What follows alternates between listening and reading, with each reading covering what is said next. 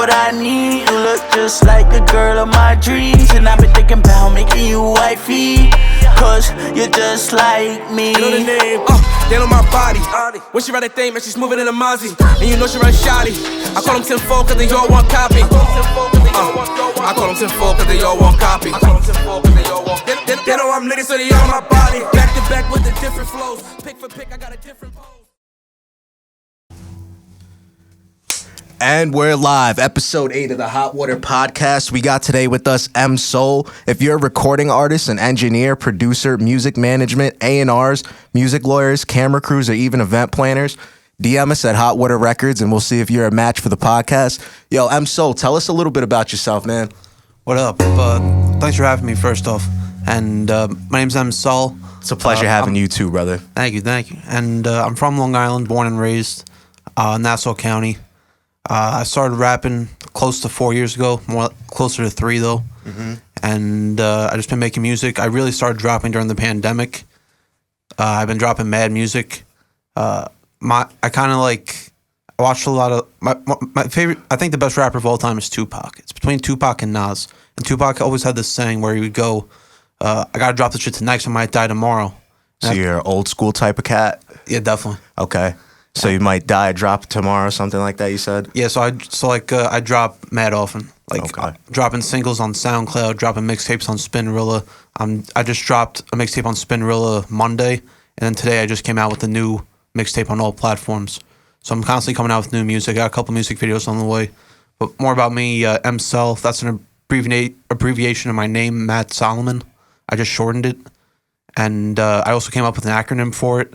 It's Mad Scientist of Long Island. And that was the name of my last mixtape. And yeah, man, I rap. My crew's Third Eye City. Get this, man. We started at a Jersey Mike's. Me, Zoe, Ricky, and Biz Bigness, all Third Eye City members. We just met at Jersey Mike's working there, and we just started kicking it. We found out we have a lot in common. We all love music. We started making music, and it was history from there. All right, so tell us more about your music. Like, what do you like to write about? I'm more of a freestyle writer. My last mixtape, I got into like some topics. Like one song I have called is it's called the M.Sol Tapes Volume 3. The first song, Deaf, I take you on an inside journey in my mind, because it's like from the perspective of the voices in my head. I wrote the song Deaf. Then I have a song called Save My Soul. That's pretty much just a prayer to God and God talking back to me. It's like a back and forth between me and God. And I've been trying to get some topics in there. So I've really just been a freestyle rapper. And yeah, I usually come with my hooks and my verses. Like I'll write like a 16-bar verse. For the last 8 bars, I'll be like, that's really catchy. I'll use that as the hook. I'll rewrite my verse. And yeah, and I'm kind of old school with it. A lot of people say I have like a 90s vibe. Mm-hmm. But I also, when I hooked up with the Third Eye City guys, they're all into like the alternative scene. Like they like Juice WRLD and like Trippie Redd, like Rod Wave. So I kind of hopped on that for a little bit, and I made a few good songs. But now I'm back to just rapping in my style, and I'm just making music, dropping. I'm not dropping for the rest of 2022. I have a couple music videos coming out, but no more new music. I'm saving it all for 2023. And honestly, I'm treating it like a vacation. It's like a small break. I'm gonna like try to lose some weight. I'm gonna try to work on myself. Come back to making music with a new attitude. Cause I dropped mad during the pandemic, man. I dropped 9 mixtapes. 9 mixtapes. How many songs does each mixtape have on it? It ranges from like 10 to 18. Is that all you, or do you got like any producers or like any features on there? I get a few features. A lot of features from Biz Bigness and Big Merce, all Long Island rappers. Zoe, Ricky. I got a couple songs on the vault with some features that I never made music with before. And so I'm excited for that. That's going to be on my next 2023 mixtape. So what was the time period between those 9 tapes? How long did it take to push each one out? So I released 8 mixtapes from 2020 to 2022. Mm-hmm. I was like, you know what? This was really it's really just showing my progression. Like my first couple mixtapes were trash. Right. And so I was like, I'm just going to delete all this because I want people to hear good music when they look me up. I deleted all 8 mixtapes, made a best of with 10 tracks on it, and then I just dropped a new mixtape. So that's number 9, and then I just dropped like this fall. I just dropped 3 EPs on like DistroKid, and I got 3 albums that I came out with, all 10 songs each, on DistroKid also during the pandemic, plus another EP. I don't know. I like making music, man. It's all I do. I make music when I'm not making music. I'm reading about music. I'm not reading about music. I'm listening to music. I'm not listening to music. I'm watching podcasts and interviews. Right now, my shit is Drink Champs. For a hip hop head, that's fucking huge, man. Like, they just have old school dudes on there just telling stories that you never hear. Right. And you just learn. I'm just trying to pick up game, man. I study the game, and I'm just trying to pick up as much game as I can. But books are my main thing, though. I've pretty much every single autobiography that any music guy's put out before, from like Jay-Z's book to Eminem to Neil Young to George Harrison. I just read all the time, man. Okay, cool. So you like the knowledge? Definitely. You like spreading knowledge? I try, man. Okay. I know a little bit from studying, but I don't act like I know something, man. And I don't know anything. And what I know, it just makes me me. What you know makes you you. I can tell you what I know a little bit, and you make your own version of it. But at the end of the day, you know what you know. It's hard to teach someone a lesson and have it stick in their head. Because if you're stubborn like me, you're gonna think what you think, and it's gonna take life lessons to change you. And that's where I'm at right now. Just learning life lessons. All right, cool. So let's take a step back now. Let's go back into like your childhood. Like, what was the things that you did growing up? Like, what's some of the stuff that defined you? You know, growing up, I was best friends with the girl next door and like 2 girls from around the block when I was like 4 or 5 years old. They got me listening to like Aaron Carter, like Britney Spears and NSYNC, and I loved them. And I used to, in my room, I would pretend that I was like a Backstreet Boy and I'd like sing their songs. And my shit was Grease. I love the movie Grease. I would like put on my jean jacket and act like I'm Danny Zuko. Okay. One day my dad walked in on me while I was pretending to kiss Sandy during the car scene. It was embarrassing. That's weak. At least he knew. He was like, "That's my boy." but get this, bro. Get this. You listen to like Backstreet Boys and NSYNC, those kind of flows, those like boy band, and then like alternative like Paramore and all that. That's where hip hop is now, man. They're all singing like that. And I think it happened when Backstreet Boys made an appearance in This Is the End. Everyone was like, you know what? They're actually pretty dope. I don't listen to them anymore though. But that was me early childhood. When I was 5, There wasn't any hobbies like Legos or like you like puzzles or something, drawing, nothing like that. Nah. Okay. I've just always like pop culture. Okay. So first I was listening to music. Yeah. I got really into Spider-Man. I used to pretend I was Spider-Man in my room. I did a lot of pretending in my room, and pretending I'm Danny Zuko, pretending I'm Spider-Man, saving like the girl I had a crush on in school, pretending she's like Mary Jane, and then when I was 7, my parents let me watch a movie called Billy Madison. My life changed forever. That's a cool ass movie. I was cool in that movie when I was 7. My parents knew that I loved it so much. For Valentine's Day that year, they bought me the Billy Madison DVD. That's crazy. And I watched it nonstop. When I was like, I can't memorize it now, but when I was like 8 years old, I was quoting that shit. Like I was listening to the movie. I could say every word as it like happened on the scene, as it happened in the movie. So you watched this movie how many times, you think? Thousands, man. Jesus Christ. My mom had the car with the mini DVD thing that would like flip out. Oh, one of the minivan things? Yeah, I know what you're talking about. So every car ride, Mom, Billy Madison.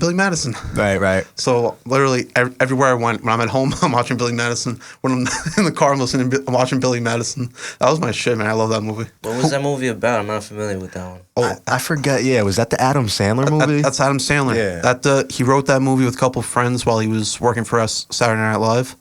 And it wasn't his first movie, but it's his first like commercial movie. For those of you who aren't familiar with like Adam Sandler roots, he was in a movie called Airheads. That wasn't his movie; just was a featured role. But his first actual movie was Adam Sandler's Going Overboard, which I also watched when I was 7. Me and my friend went nuts because every other word from out of this guy's mouth was shit, and we just thought curse words that were awesome. So we're listening to this. We're just like laughing our asses off at the word shit. That was Adam Sandler's first movie, but Billy Madison was his first like commercial movie. It's about a hotel tycoon's son who finds out he wants his dad's company. He wants to own the hotel when his dad retires.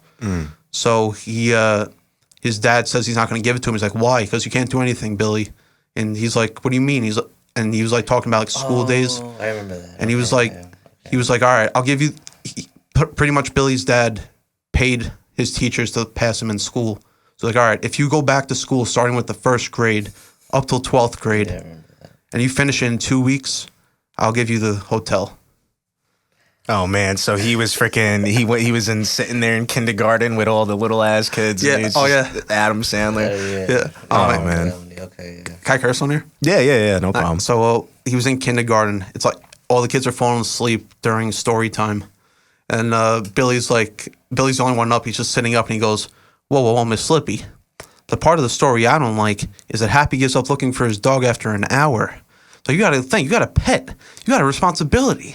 Your dog gets lost, you don't walk around for an hour and call it quits. You get your ass out there and you find that fucking dog." So that was a part from the movie. Yeah, that was the first quote I ever did from that movie, and I got slapped for it by my parents. What, you would just walk around and say that everywhere? Yeah, I would always say, "Get your ass out there and find that fucking dog." Matter of fact, where's everybody from? When I was when I was 6, honestly, I think when I was 7, I watched Billy Madison for the first time. I might have been younger because when I was like 5 or 6, I saw the movie Big Daddy with Adam Sandler, and in the movie he and Dylan Sprouse or Cole Sprouse, they pee on a building. What the hell? But he says, "Hey, can my kid use the bathroom?" He goes, "No." So he just pees on that building. And so I'm at like a family party. I'm just peeing on the outside of my aunt's house, and my dad's like, "What the hell are you doing?" I was like, Adam Sandler did it. So that was my like getting into my youth. That was my youth. It was musical movies, and Adam Sandler. So would you say you like acting then? I love acting. So would you want to end up doing some acting roles eventually? Definitely. Okay, cool. So like when you were like really young, did you know what acting was, or like you were just like, being a kid and just like pretending, I was just pretending. I didn't have the consciousness to think like, oh, people do this for a living. I was just like, movies are movies. I'm me. When I'm older, I'm just going to be the next Adam Sandler. Right. That's what I used to tell myself when I was young. It would like get me through things.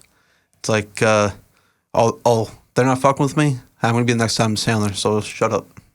Okay. All right, cool. So you like, have you ever done any acting roles since you like acting? Nah, but I took an acting class at Nassau when I went there. And that was a lot of fun. What was that about? Tell us more about that. So it's an acting 1 class at Nassau. This older woman was my teacher. She's a veteran actor, and she was just teaching us things like getting us to memorize lines. Like she would give us a new song to memorize before class, and we'd all come in and we'd monologue it. So like one of the songs was what's that Simon Garfunkel song? Silence. I'm not too sure. Sound of Silence. What's monologue, by the way? It's just like a long passage like that like an actor would give. Okay. To just a lot of dialogue. Oh, so that's like Morgan Freeman like explaining like what the guy's doing as he's doing it. That's narration.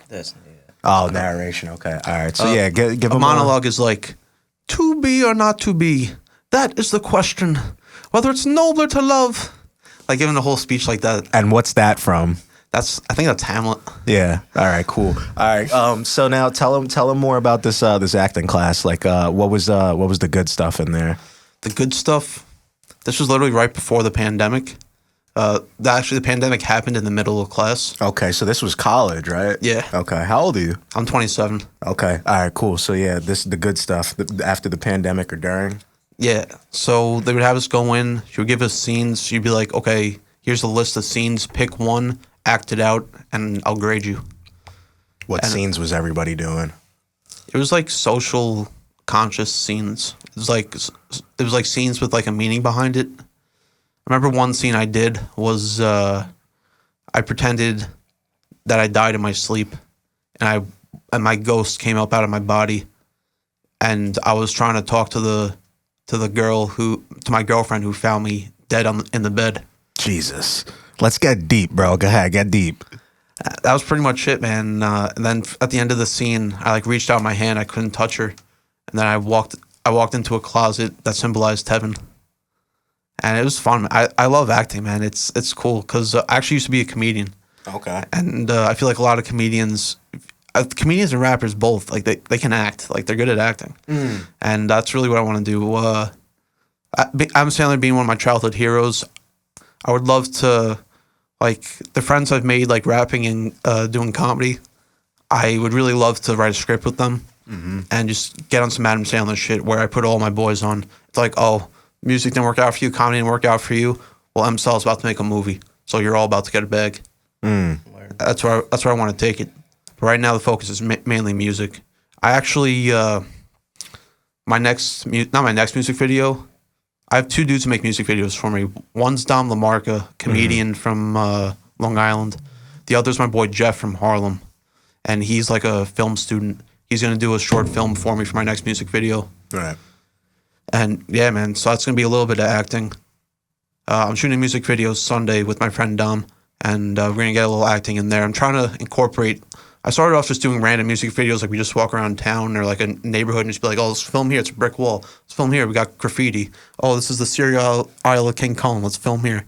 And now I'm trying to incorporate more acting into it.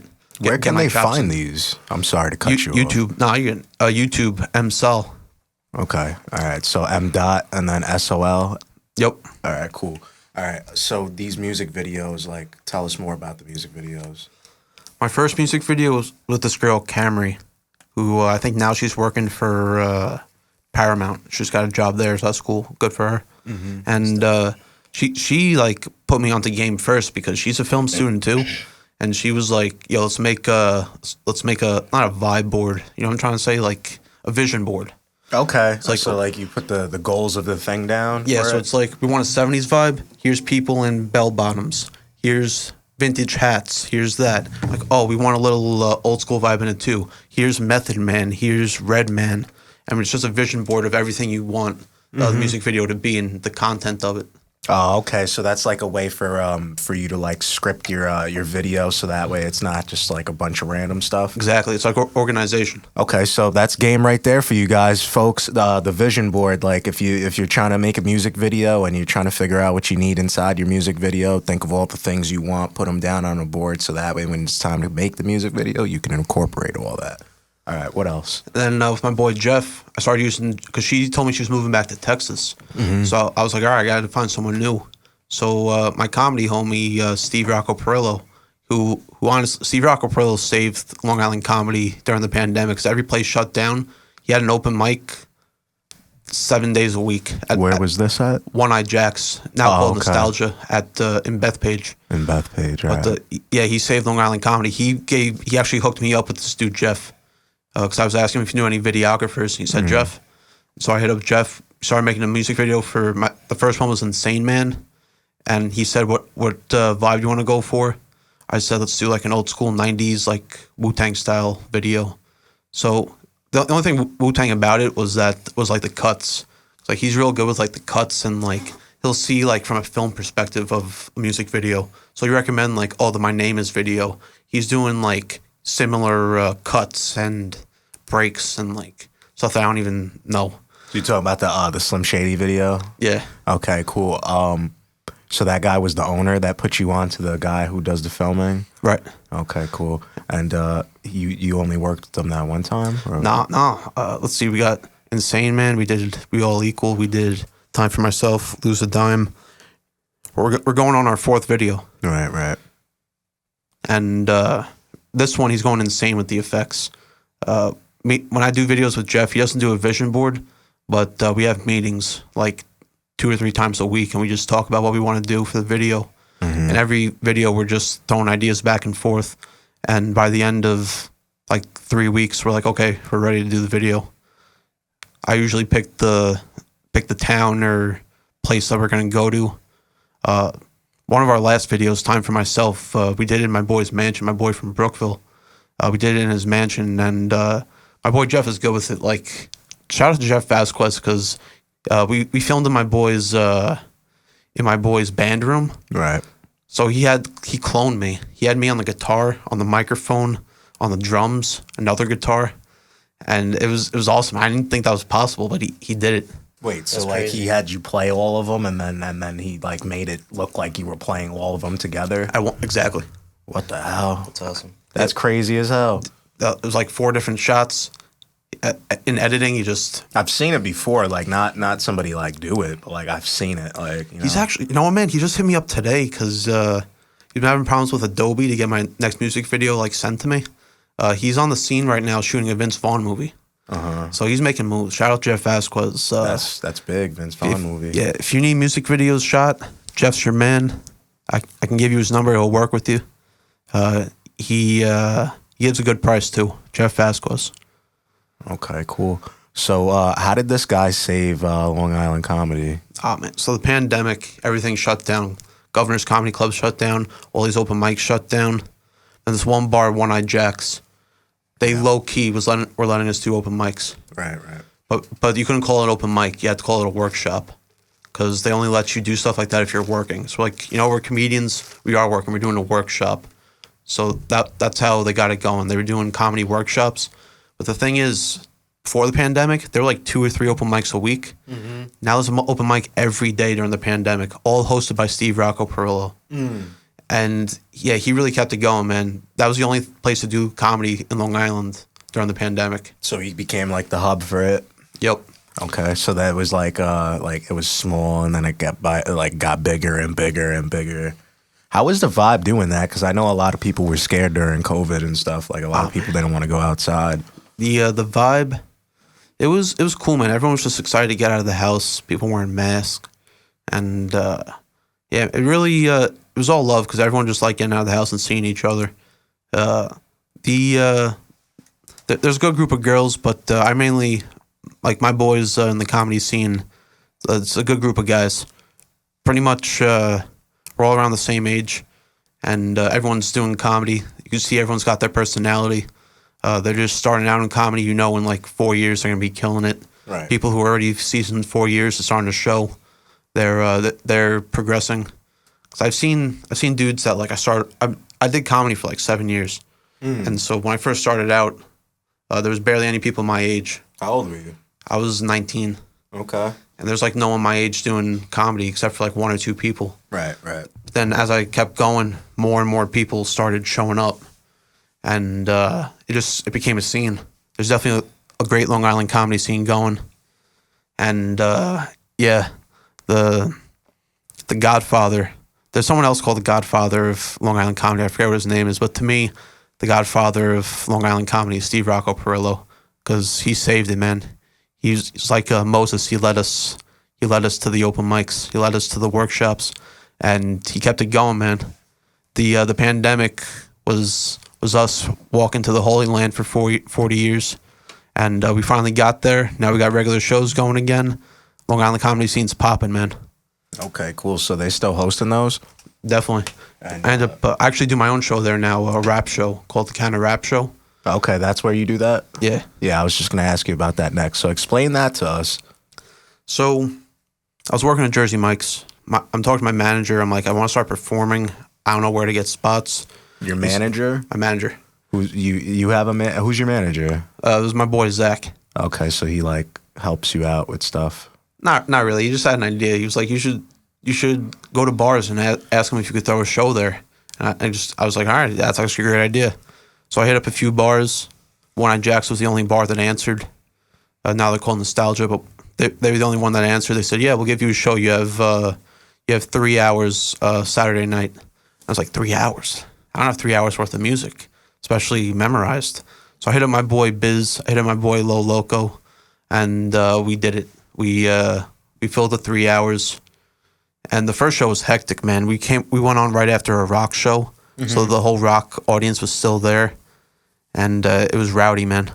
And then by the time they said, okay, we'll let you do another show, I was like, all right. I hit up my boy Dom, and he was like, he recommended a few rappers for me, and they recommended a few rappers, and that's how the ball got rolling. That's how the Counter Rap show progressed.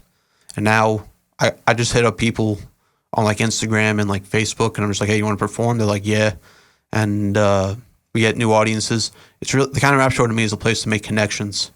Like my boy Biz Bigness, he connected with 80 Proof on the second Counter Rap show, and now he has an album called 80, and he's working on more projects with 80 Proof. And we got my boy Lamar. We call him Big La. He started doing comedy at the Counter Rap show. One day he just says, hey, can I go up and do some comedy? I was like, yeah. He never done comedy anywhere else, even to this day, just at the Counter Rap show. So if you want to see Big La, he roasts people. He's fucking hilarious. I know somebody who roasts people. And he's like an exclusive. If you want to see Big La roast, if you want to get roasted by Big La, you have to come to the Counter Rap show. He doesn't go anywhere else or perform anywhere else. If you want to get roasted, folks, you know where to go. All right, so tell us more about that first one. Like you said, you had 3 hours on set, and like who was the people you went to start helping you fill that time up? You know. So. And how'd you do that? I just Biz Bigness was working with me at Jersey Mike's. We both Third Eye City is my rap group. It's me, Biz Bigness, Low Loco, your boy Double T, and Zoe Ricky. And Double T wasn't performing music yet. Zoe Ricky wasn't even making music yet. So the only 2 rappers I knew were Biz Bigness and Low Loco. So I asked them, hey, you want to perform? They're like, yeah. So we all did like 45 minutes each. I ended up cutting my set short because the rock show went on an extra 2 hours. So we barely had any time because this was during the pandemic. So they had to be done by midnight. Otherwise, I could get in trouble. So you didn't get a full 3 hours? No, we did like 2.5. They did like 45 minutes each. I did decent. I had like 7 songs I did. And yeah, that's how the first Counter Rap show happened. So with that first show, how many people came to that? 20 people. Plus we had the rock show audience. So was it all like people you knew?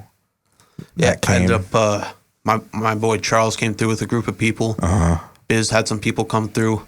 Low always brings the gang with him, and that was the first Counter Rap show, man. Okay, so then you had like a couple of the people that were there just like drinking or whatever. Oh yeah. So that's like a bar type of scene. Yeah. Okay, cool. So then what was the songs that you performed? Do you remember? Yeah, I performed Insane Man, which was the first video I did with Jeff. I did We All Equal, which is the second video I did with Jeff. I did my What's Poppin' remix, which I almost made a video for, but then I decided to do a different song. That was the first song where my sister went, Matt, you're pretty good at rapping. I was like, thanks. Like 3 mixtapes in, thanks. That's when it happens. You gotta knock the dust off. Yeah, I remember, man, when I made What's Poppin' remix, I stopped smoking weed. I don't smoke weed anymore. You used to smoke? I used to smoke. And it was like a year and a half I didn't smoke weed. It was my first time. Biz Bigness invited me over. So I smoked some weed with him. Him, Zoe Ricky, and this other dude. Oh, you were fucking clapped, right? You got smacked. I was smacked, man. I was like, but I felt good. I was like, oh, I've been high in a year and a half, man. This feels amazing, man. Because, you know, like, everyone chases that first high.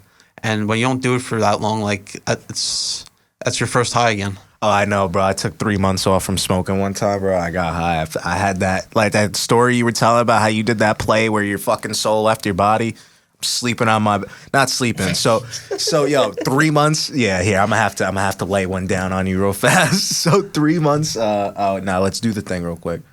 All right, and go. All right. Well, you just lapped it. All right, so me and my boy, I got in trouble at school. I told this on the other one. They found the stuff in my bag from the bomb threat. This is like the aftermath. This is me after like I'm not in trouble anymore. 3 months later, bro, me and my boy, we buy 2 grams of weed. We have this thing called a gravity bong. At the time, it was like some newer thing to do because like most people didn't have it. It helps you save a lot of weed, man. You take one hit of this gravity bong, you get fucked. Basically, it was a bucket with a 2-liter bottle in it.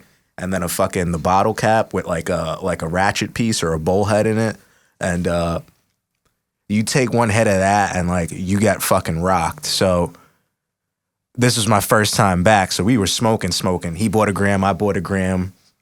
We smoked almost the whole thing. We smoked like a 1.5 of it, and then we went inside. So we were in his shed, and like we were sneaking around. It was mad late at night, so because like nobody knew we smoked weed. We were younger, obviously. Our parents would put us like get us in trouble and shit. So we went in, and what did that sound like a knock? You heard that?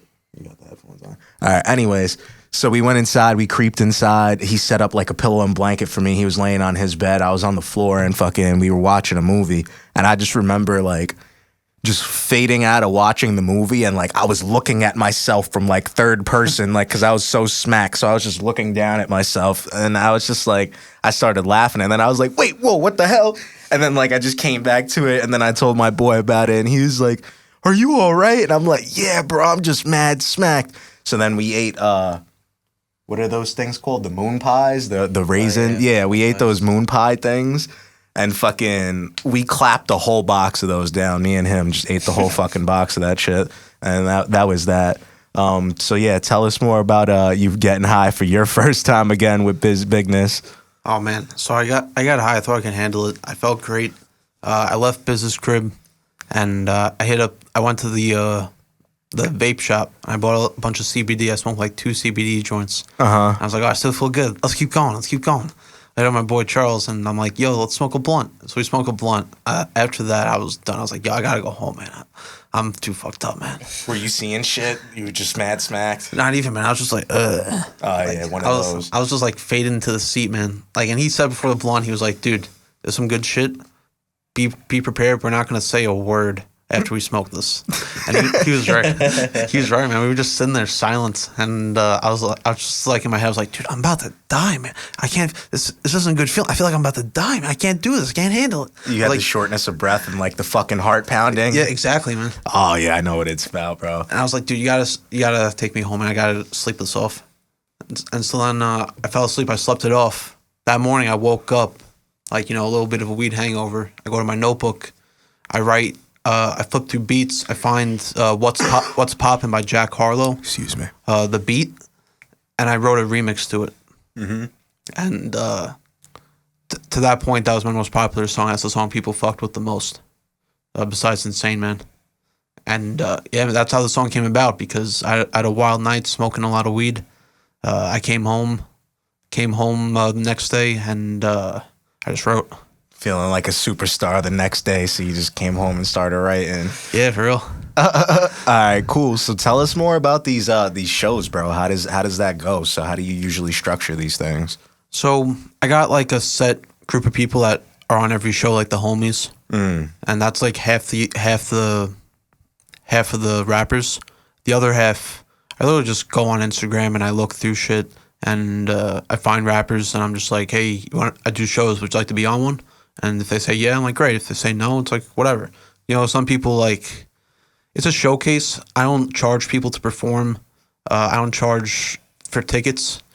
A lot of showcases do. But a lot of rappers also want to get paid from it. So I'll get people who are like, oh, how much does it cost? I'm like, oh, it's free. Like, oh, great. And I have other rappers who are like, how much are you going to pay me? I was like, I'm not going to pay anything. Right. And, yeah, we have that problem too.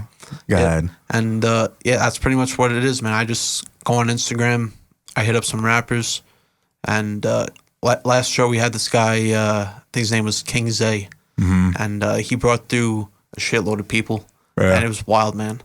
Recently, like, we have like dudes like Blake G and HKC coming through, like starting mosh pits and stuff. We used to do this other venue too called Coaster's Tavern, which I had to bring my own equipment for. And we had this one group, Mass Misery, which I remember I saw videos of them performing. They're like kind of punky a little bit. And so I sat next to my equipment the whole time they were performing and was like protecting. I was like, this shit can't break. Because I know they get loud, they get rowdy. Right. Mosh pits happening with them too. And yeah, man. So we've had some good characters on the Canada Rap Show. And I'm thankful for everyone who's performed, everyone who's come out as an audience member. Nostalgia, One Eye Jacks for having us. It's the home of the Canada Rap Show. Right. And One Eye Jacks, they just changed their name to Nostalgia. They partnered with some new people. So they painted the whole inside. So now it's like on the wall, they have like Dexter's Laboratory and Hey Arnold. They have pictures from like Home Alone, like the Goonies. Oh, shit. It's like a whole 90s themed bar, Nostalgia. Oh. Okay, that sounds cool. Yeah, it's cool, man. We did our last show was at Nostalgia, and plan to do many more. They said they wanted me to like change the flyer to a more 90s theme. I was thinking like, what's hip hop 90s? I was like, Yo MTV Raps, which I noticed you have the shoes up there. I was like, so I made it Yo Canna Raps.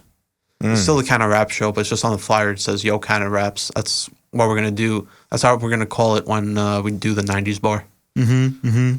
So now, what's the legwork look like when you're doing these events? I usually have everyone email me their tracks. I'll organize it on my laptop. I connect my laptop to the speaker. They have a pretty big speaker, good sound system, and I just play it. I usually host too, and that's it really. They have to email me their tracks. I play it. I host. I introduce them. We usually rock. It starts at 9. We usually don't start till 9:30. We usually go. We used to only go till midnight because of the pandemic, but now we can go as late as we want. They say as long as people are buying drinks, we go as long as we want. I think the latest we went so far is 2:30 in the morning. Which the main problem with doing a show like this is you want to make all the rappers happy. I'll make the lineup. I'll get people going. Hey, can you put me a little earlier? Hey, can you put me a little later? Can you do this for me? Can you do that for me? And it's like you try to accommodate. You want everybody to be happy. I always open the show myself because I learned from comedy. They call that biting the bullet. The first person out, they call it biting the bullet because it's the worst spot on the show. You got to break people in, right? Yeah. Get them ready for more. Exactly. So I always open the show. It lets me check and make sure the sound system sounds good. It gets people warmed up a little bit. Then I call on the next rapper. And what I've been doing, a lot of rappers, not a lot, usually a few rappers drop out the day of. So I always hit up some comedians like, hey, I got a guest spot for you, 5 minutes if you want to come down. And we've been doing well with a lot of comedians. We had like Tom Crescenzo, Dom LaMarca, who does the music videos for me too. We've had Jack Simmons. We've had Nick Tardo, who just headlined Simplay. We have Big La. And yeah, we got a good group of comedians. Devin Bramble recently did a show. Jack Adam.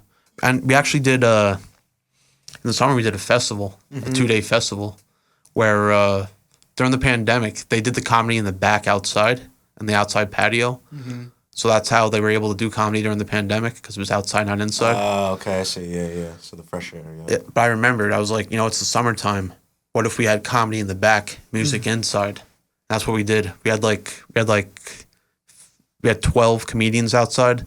Then we had like 17 rappers inside, and we partied all night, man. Damn, that's cool. So he's like, he gives you some freedom to like do what you want as long as you run it by him and stuff. Definitely, he's been a big supporter of like the rap scene, the comedy scene, music. Right. And he's a big supporter. He respects people's visions, and if he's with it, he's with it. If he's not, he'll say so. But he's been good to us. He's been good to the Canna Rap show, and he's always respected the vision, and wherever we take it, he goes, you know what, this could work. And so I'm thankful. That's Pete. That's Pete. That's his name, Pete? He owns the bar. The owner, yeah, okay. All right, cool. So what made you want to get into music? Oh, man. So when I was 10, I can curse, right? Yeah. This kid comes up to me on the playground. He goes, hey, you want to hear a bad word? I'm like, sure. He goes, cunt. That sounds like my boy Craig. Some shit he would say. So I go home that day. My mom picks me up from school. I'm like, Mom, I heard a word today. I don't know what it means. Oh, man. She goes, what is it? I go, cunt. And she yells at me. She's like, are you kidding me? Who said that to you? She's like flipping out and stuff. And I'm like, what does it mean? She goes, it's a bad word for vagina. I'm like, what's a vagina? Damn. And but then I go up to the next day. I'm like, hey, man, you got me in trouble with my mom. He goes, oh. And like, I forget. We were 10 years old. It's kind of foggy memory. That's what I remember. Then he starts asking me like, hey, you listen to Eminem? I'm like, of course I listen to Eminem. I had no idea who Eminem was. And so fifth grade was a big year for me. I learned cunt and I learned about Eminem. And so I go home that day. I go on YouTube. I look up Eminem. I see The Real Slim Shady. I see My Name Is. I see Cleaning Out My Closet, Lose Yourself. I see all of his biggest hits and music videos. And then I love it. I'm like, I fell in love with Eminem. I fell in love with hip hop through Eminem. And from listening to like boy bands and all that stuff from a very young age, I kind of had a gap where I wasn't into music at all. And then right after that, in my childhood, I got into Eminem. And when I went on YouTube and looked at his music videos, it said, if you like this video, you might like this video. So that's how I got into like Tupac and Biggie and Nas and Kanye, 50 Cent. I love 50 Cent, man. Mm-hmm. And this was to give you an idea of the era this was in. There were songs like I'm So Hood by DJ Khaled. There was Buy You a Drink by T-Pain. Hypnotized by Plies. Akon was heavy, doing Smack That and all that. This was before Smack That, actually. And yeah, that's how I got into hip-hop. And my friend who said that to me, who put me onto Eminem, he was considered the rapper of the school. And I was a pretty an isolated kid. I never really had a big group of friends. I'd always just have like one best friend, and that was it. I wasn't like the most popular kid, but me and my boy, the rapper of the school, was a popular kid. And so we got invited to a party. Never been to a party before in school. I'm hyped to go. My friend's like, hey, let's make a rap for when we get there. So we're in my room. We're just writing a rap. He's writing the whole thing. I'm not saying anything. Then all of a sudden a line comes to my head. Like, hey, what about this? I go, like 50, I'm a G, I'm a P, I am P. Really, I'm just the illest MC you've ever seen. And he goes, yo, that's cool. And he writes it down. We get to the party. Everyone's like, yo, gather around. Tibble's got a rap. And he starts rapping. All of a sudden he gets to the part, like 50, I'm a G, I'm a P, I am P. Everyone goes, oh, shit. Everyone went nuts. That was the first time in my heart where I was like, I like this. I didn't think in my head that I was going to be a rapper. But that's when I first hit me in the heart where I was like, this is cool. This is awesome. Yeah. You liked how everybody was like bugging out and stuff, right? It was a prideful feeling. Right. And so then I would write rhymes on and off in like detention and math class, a little bit at home. There's this one contest I really wish I did. I tried to write, but I couldn't. I wasn't that good. There was a math contest, and it was make a music video, but use a popular song, but change the lyrics to make it like mathy. And yeah, we did little stupid things like that in school. That was in school, right? You said, yeah. Go ahead. And I wanted to do it. Every year I'm watching the videos, I'm just like, I could do better. And then I tried to do it. I tried to write to Jay-Z's Izzo. H to the Izzo, yeah. Yeah, and I tried to do it. It was hard as fuck. I got frustrated and stopped doing it. And so I didn't do it then. Fast forward to high school. My boy Tibble moved away. He was a class rapper. He moved away. No one else was really rapping in my school except this one kid. His name was his name was Mike. I kind of forget his name. It was like MC Ozzy. And he was my boy. And he was rapping. He was releasing mixtapes. He was performing live. I said to him, I was like, hey, man, I was watching a Lil Wayne documentary, and I was like, it got me pumped. And I was like, you know what, man? I'd like to rap. You think I could rap with you? He goes, yeah, sure. So we're in the schoolyard one day, and he says in front of like a bunch of people, like, yo, rap to me right now. And I froze, and I didn't rap. And I kind of like lost interest for a while. But then when I was like 19 and got into comedy, I started doing comedy for a few months. And then I stopped and started freestyling at parties. I became like, college years, I became the rapper. Like everyone knew when I was at a party, freestyle sessions about to happen. And it was cool, like seeing who gets into it and stuff. Because everyone's just chilling, drinking beers and stuff.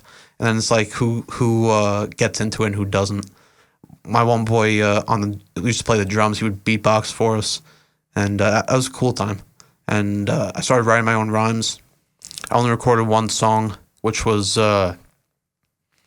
Kendrick Lamar's Interlude on M.Sol's first album. I took that beat and I wrote to it. I was like, you fuck street trash and get heat rash. Like the Hulk, I smash dikes faster than bicycle racks. Maniacal with the craft, wild homicidal maniac. My dangles turn ankles to cankles. And that was my first rhyme. That was my first like recorded rhyme. And I showed it to my boys, and they were like, we like it, man. It's cool. You should do that. They were like hyped more about that than my comedy. It's like, Matt, you're not that funny. But you stick to the rap, man. Stick to the rap. Guy. What are friends for, right? Yeah. Hey, it turns out I should have followed their advice. Because I fucked around with comedy a little bit more. Then I took a 2-year hiatus from comedy. I got really into Nas and Rakim. I was watching nonstop the music videos. It Ain't Hard to Tell was my favorite Nas. And my favorite Rakim was When I Be on the Mic. It was it's gonna take me too long to remember that. It's like that. But that got me into rap. I started writing my own freestyles, and I started going to comedy open mics. But I would just freestyle. I would acapella. I would just say my lyrics, and I was getting an alright response because it was different. Everyone's there expecting comedy. Like that. Next up to the stage, Matt Solomon, and I go up to the stage and I spit. I had like 3 16s I spit in a row, and people were fucking with it. Then this one dude came in and saw me. I was like, hey, I make music at my crib with a couple dudes. You want to come through? And I was like, sure. So I went through. They kind of got me started. I was getting my feet wet. I was trash. I was a trash rapper. One of the guys tried writing raps for me because he was like, Matt, no offense. He was telling me I had like the personality. I had the motivation. I just didn't have the lyrics yet. So he was trying to write for me and stuff. I parted ways with those guys. But then I kept making music on my own at my crib. I started honing my craft.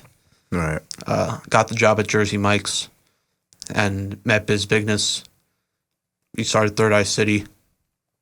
At that point, I was releasing mixtapes on Spinrilla. Biz Bigness is the one who told me about DistroKid, getting me on all platforms. Within like a year, I had 2 albums and an EP on all platforms. Right. And that was really my music journey. From the start to the end. Not to the end. It keeps going. Yeah, it's continuing. What were the things you would do so that way you would get better at writing? Like, what was your practices? Just every day make a song. Every day make a song. That's how I released 8 mixtapes, because every day I would try to make a song. If I didn't make a whole song, I'd make a hook. If I didn't make a hook, I'd write a verse. If I didn't write a verse, I wrote half a verse. But I was keeping my pen active. The best way to get better at rapping is to put in your 10,000 hours. I'm nowhere close to that right now. So like it frustrates me when I see like Kendrick Lamar's. I heard Kendrick Lamar's new album, Big Morale and the Steppers, Mr. Morale and the Big Steppers. Right. I stopped rapping for like 2 months. I got back into comedy. I was like, rap's not for me. I can't do it. This guy just fucking goes on a 5-year hiatus and drops this fucking masterpiece. That's why he went on a 5-year hiatus. But here's the thing, because I also compare myself. I didn't get into rap until I was 23. Now I'm 27. And I think because like when J. Cole was 27, he was kind of in like the Born Sinner, Forest Hill Drive phase. When Kendrick Lamar was my age, he was doing The Pimp a Butterfly. So what the fuck am I doing if I'm 27 and I can't rap as good as those guys? But I also have to keep in mind, those guys started way younger than me. Yeah. They were doing what I was doing at 16. So I just have to be patient. Younger, honestly. Definitely. So I just got to be patient. I just got to keep putting in the work. And just, people tell me they see the progression, and that's all I could ask for. Because I don't get a lot of views on my music, but the people who do, like, listen to it, they listen to it, and they'll tell me, look at me feedback. They'll say, you know, Matt, seeing where you started to where you are now, just keep going, man. And that's what motivates me. That's good. That's good. That means people believe in you. They feel like you could eventually be what you want to be, you know? Yeah. Which is huge. A lot of people don't have people end up telling them that, so that's good in itself. Tell us about these shows more again. Like, what was the biggest show you had, like, to date? The biggest show? Yeah. How did that one go? This last one was pretty big, but the festival was pretty big, too. The second day of the festival. The first day of the festival was kind of a failure. A lot of people. We kind of brushed over that. You got to go more into detail about that festival. So the festival, it was really just, it was 2 shows in one. It was a comedy show in the back, rap show in the front. Oh, that was that festival at that bar? Yep. Okay, all right. And the first one didn't go as planned. We it was kind of like working everything out. A lot of comedians dropped out. Almost every single, we only had 4 rappers. I booked 14 rappers. Only 4 showed up. Jeez. So I was like, all right, we have to combine this or else it's not going to work. So everyone just performed inside. Comedians were kind of bummed. So they're looking forward to performing outside. Performing outside's fun, man. Especially comedy. Yeah. I hosted the comedy portion of the day 2 of the Kind of Rap show. So I did a nice little set. And comedy's fine. I do it once in a while. But focus on the rap. But the second day of the festival was insane. It was fucking There was like 20 comedians outside. Inside was packed. You couldn't even walk.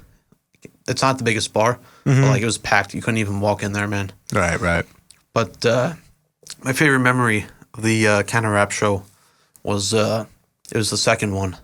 We had this dude performing. His name was Iceman Murr. Iceman Murr. He brought a bunch of girls, like a lot of girls. He brought like a lot of girls to the show, and they're all like going nuts for his set. Oh, Iceman. They're all going nuts for him. I'm like, no one's gonna be able to follow that. My boy Low Loco followed it. He did this song called Activated. It was filling my cup, shorty a baby, shorty what's up? Pump me a perker, don't give a fuck. Go like ooh ooh ooh. They go like ooh ooh ooh. Sounds like one that the shorties would be interested in. The girls went nuts, bro. They went more nuts for him than they did for Iceman Murr. It was nuts, man. And he's just going ooh ooh ooh. Everyone in the club's going ooh ooh ooh. I'm sitting on my laptop playing his music. I put my laptop down. I jump. I'm like ooh ooh ooh. It was nuts. That was the littest moment of the Canada Rap show. That's cool as hell. So did anybody come up to you after that and was like, yo, man, like, great show? Like, yo, man, I've had a few people come up to me and be like, you know, man, this is a great event. Everyone looks forward to doing this.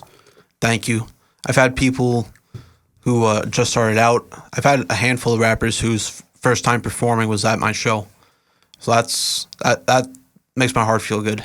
Like being that person to take someone's rap career to the next level. Even I'm not like giving them money. I'm not getting them signed or anything. But who knows? Maybe one day the right person walks in.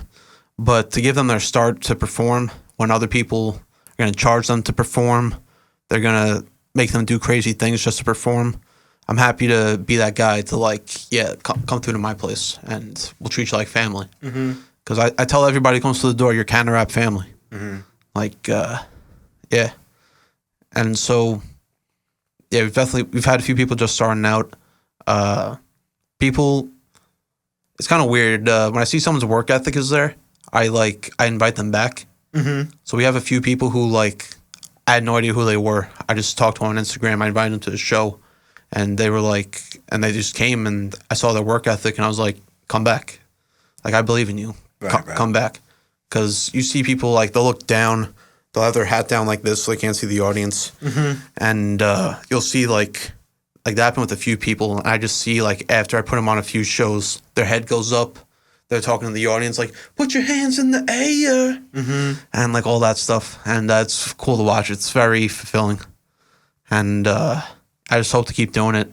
I'm trying to get bigger venues, but it's all going to come with time. I just got to keep going.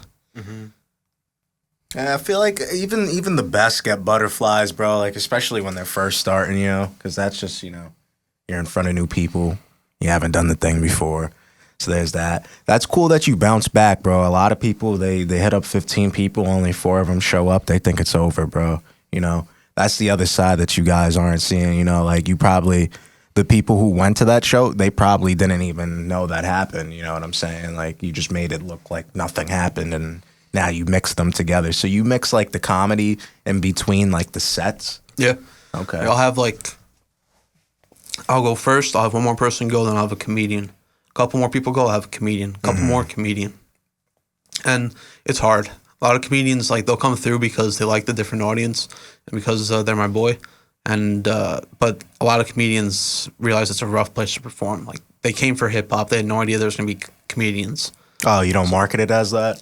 I mark down the comedy styling's a big luh, but usually the comedians I get last minute because I'll just ask them when people drop out, and they've been cool, like coming to the shows and stuff. But yeah, like, it's hard to do a set for a rap crowd that like is expecting to turn up because everyone has a different style. But like, you really learn like being a good comedian. Like, you have different styles. Like, guys like Louis C.K., like, they'll go into a set, they'll see the room. Like, oh, it's a bunch of college kids. I'll do my material that goes good with college kids. They have like sets in their head. Right. Like that. Like, they know, like, for this audience, I'll do that. This audience, I'll do that. This, I'll do that. Sort of like DJing. You got to read the room, you know? Definitely. Yeah. And so that's the vibe it is really with the comedians. They just got to read the room. Big L always does good because he roasts people. They love like, you. Like, he goes, like my sister brought her friend Johnny. We call him Johnny Wonton. And he goes, Johnny Longtime. "Dude, Jeremy Lin looking motherfucker." And he doesn't like going to the shows anymore because he said that. Damn, that's whack. But, some people get heated, but like he knows how to calm them down. Like let them know like he's just joking. Yeah, I like to roast people too. I was that guy who I know that likes to roast people. Some people get mad, bro, but as long as you're being respectful about it. Yeah, man. I've seen people get their starts, man. I've seen people who had beef come together through the show, and it's great, man. It's my business. Like me and the Third Eye City guys, we started our own record label, Third Eye City Records. But Counter Rap Show, that's my business. Mm-hmm. Like that's what I'm trying to work on. Like Third Eye City, we're just making music. Mm-hmm. When one of us pops, we're all gonna pop. We all got similar ambitions. Yep. And the Counter Rap Show, that's really my thing right now. But Third Eye City, you guys are a big part of it too. They want to be a Counter Rap Show without them. I'm looking for ways to like get my business up because I know the thing with Third Eye City, like everybody wants their own thing. Right. Like Biz Bigness wants to blow up, get his own business. Mm-hmm. Double T wants to blow up, get his own business. So Ricky, Low Loco, they want to get their own thing. But we're all like connected through this music. Right. So my thing is the Counter Rap Show. I started the Counter Rap Show. I'm thinking of ways to improve it. We just started doing the Counter Rap magazine. So I get like a few comedians, a few rappers to write some articles. We put the Counter Rap logo on it, and we release it. Right now we've been doing it on Instagram and Facebook. We're working on getting a paper copy. But that's where the Counter Rap brand is headed right now. We're doing the Counter Rap magazine. We're hoping to do big things with that. Okay. Yeah, so tell us more about that Counter Rap magazine then. Since I was gonna ask you that next, but you got there before me. We're 2 editions in.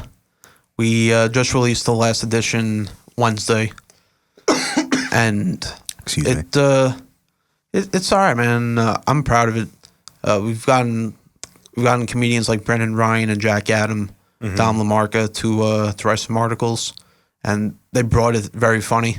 Right. My boy Tom Crescenzo, his rap name is Dr. T and the Women. He made an article for the first edition, and then turned that article. The whole article rhymed, so he put it over a beat and rhymed the whole article on a song. So when I released the first Counter Rap magazine, I released a song also on SoundCloud. And yeah. So the magazine is really just. I love journalism. When I was like 17, thinking like, do I want to go to college? Do I want to do this? I want to do that. I was like, I really want to. One, I was saying I want to go into the radio business. Right. And the other was I wanted to be a journalist for like a magazine, for newspaper, for anything. So that was like, when I thought of the Counter Rap magazine, that was like a dream come true. I was like, I can do it myself. Mm-hmm. And so I've been writing. We have one thing I like that we've been doing is Song of the Month. So I was thinking like Playboy magazine, they have like Play Bunny of the Month. Or Playmate of the Month. Yeah, whatever the fuck it's called. And they just have a naked girl. When you open the centerfold of the Counter Rap magazine, you'll see Song of the Month with the cover art on it, and a short bio of the song, and that's cool. I think that's something big for the culture because my main goal with Counter Rap too. We're doing shows, we're doing the magazine. I'm working on a couple other stuff to do too. I'm trying to make the Long Island scene, man, because what pisses me off is I'll see a lot of interviews with people from Long Island, like rappers. Like, yo, fuck Long Island. There's no scene out there. Right. There's nothing going on in Long Island. It's like, are you seriously talking shit? You're from Long Island? Right. You're getting a little shine and you're talking shit about it? Like, bro, if you're not helping build a solution, you're part of the problem. Exactly. If you ain't helping, you hurting.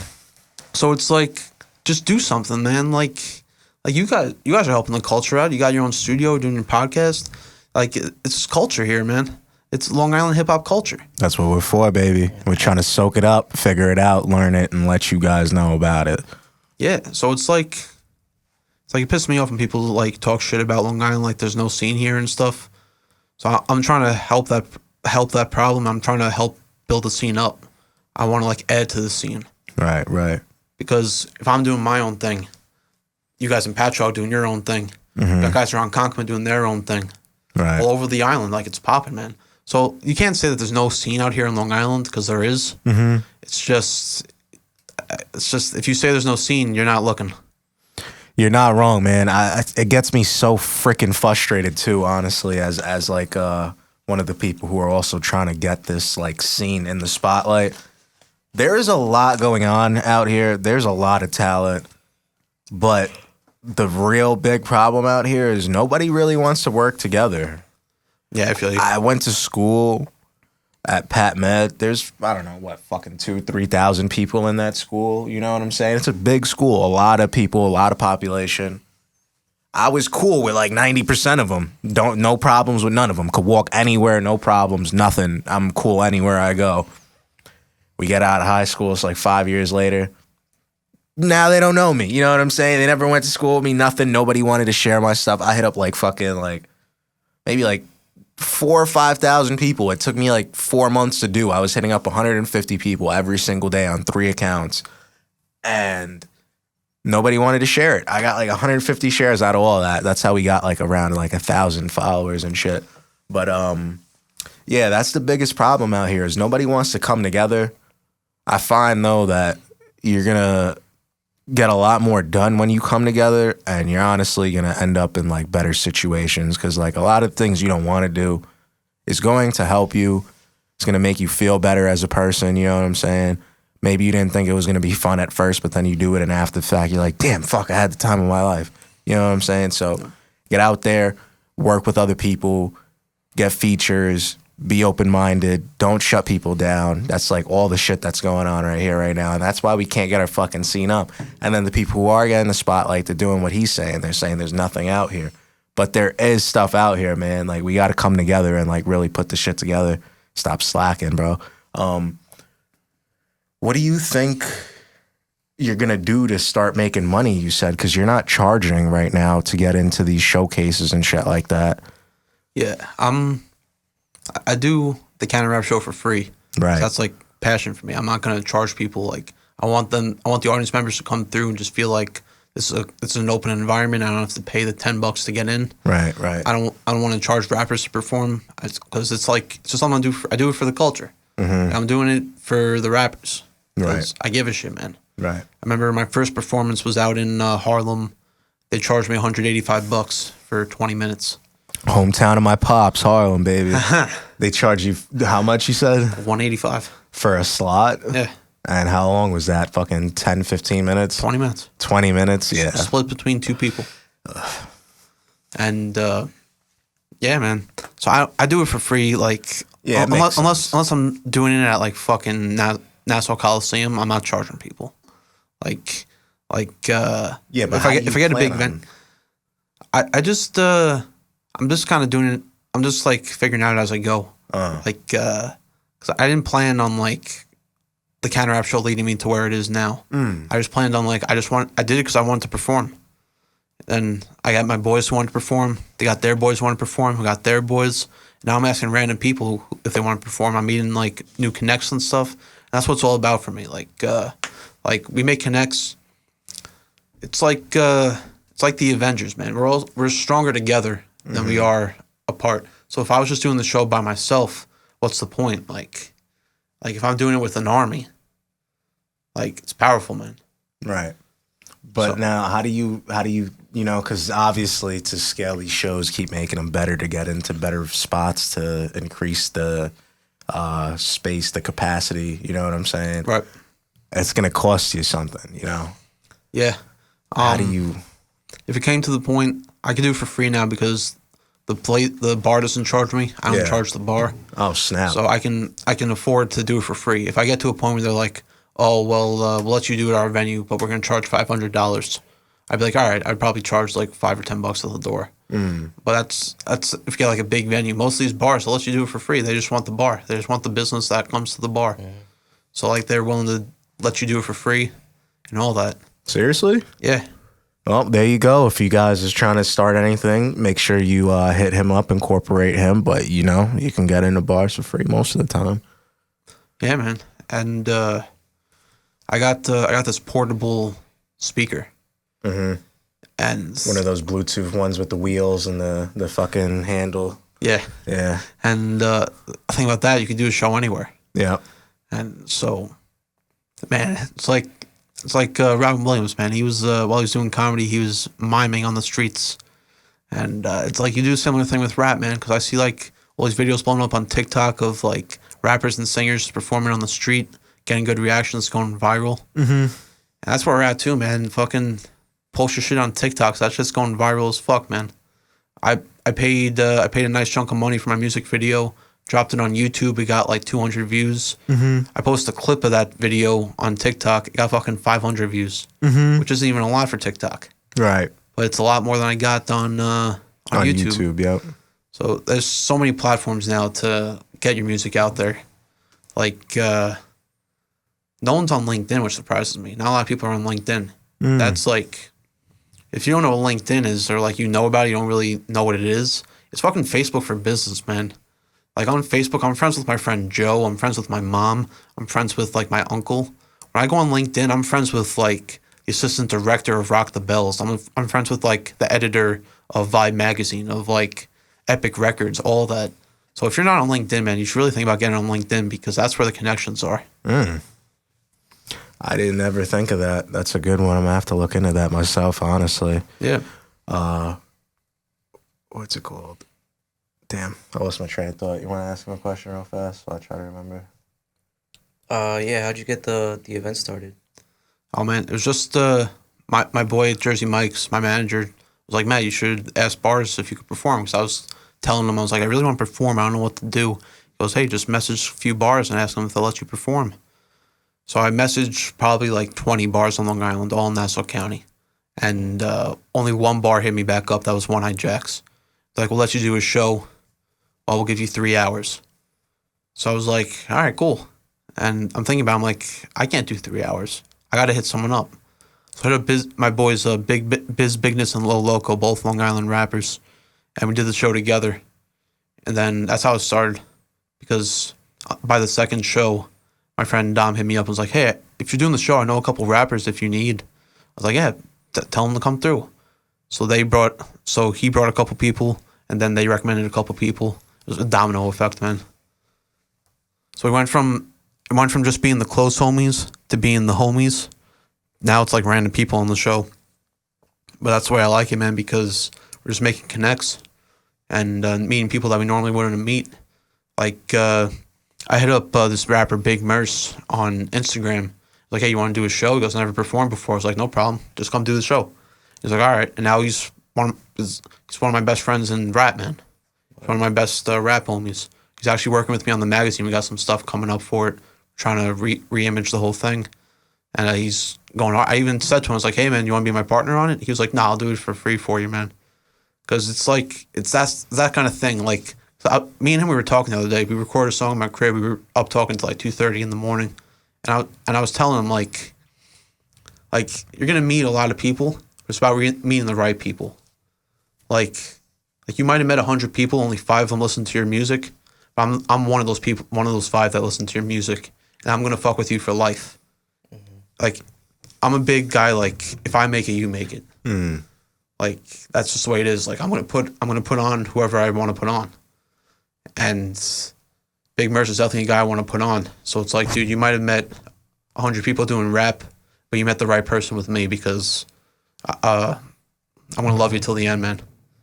That's how I am with all my homies. Okay, what town is this in? I'm in Wanta. Wanta. Okay, word. All right, I remember what I was gonna say now. So, maybe a way for you to make money on this could be monetizing your music. What do you mean? Do you monetize your music? Do you make money on your music? No. So you didn't set up your royalties for it? No. You got to do that, man. You know, if you're not trying to take money from the people for the shows, at least make some residuals on the music if people like it. You know what I'm saying? Yeah, I feel you. Okay. Do you know how many monthly listeners you have? On Spotify, I have like 11. 11. All right. I mean, you know, humble beginnings, man. You got to just find what works, your style that works for other people. You know, everybody's got their own flavor that works for the crowds. Yeah, because I find like if I post a mixtape on Spinrilla, people listen to like the first 2 songs. I'm like, all right, I gave it a listen. Then it's like I'll get like a few people listening on Spinrilla. I'll get a few people listening on like Spotify. But when I post one single on SoundCloud, it gets more views than like any of those. Mm-hmm. Because a lot of people, they see like, oh, Matt's rapping. They're like, okay, I'll give a song a chance. They're not gonna listen to my whole project, but if I post one single on SoundCloud, like, oh, you dropped one song, I'll give it a listen. I've been catching that people feel the songs a lot more on SoundCloud than they do anywhere else. A lot of people don't want to commit to listening to a whole project because even if it's good, like people like they just don't fuck with you, man. It's like I post on Instagram. I'll post on my story the link to my new mixtape, and like 100 people will view it. Got like 15 views. So it's like a lot of people just don't want to fuck with you. But also the thing is, I release music all the time, so people are like, when I posted my first mixtape, that got the most views. But since then, I've released a lot more stuff, and now like it shows me like who really listens, who the actual people listening.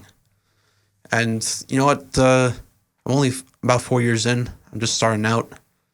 I just hope to grow, man. I can't get frustrated. I do what I love. I just gotta keep doing what I love and just work.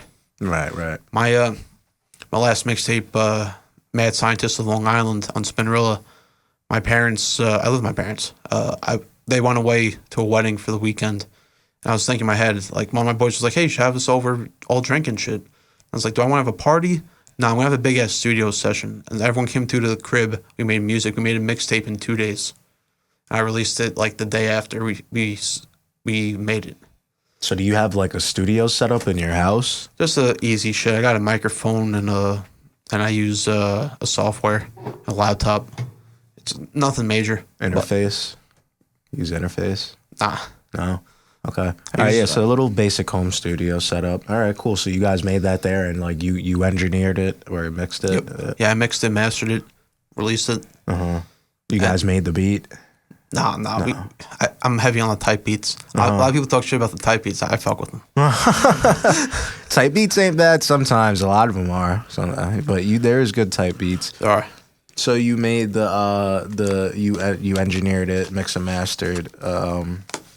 How long did that whole thing take, you said?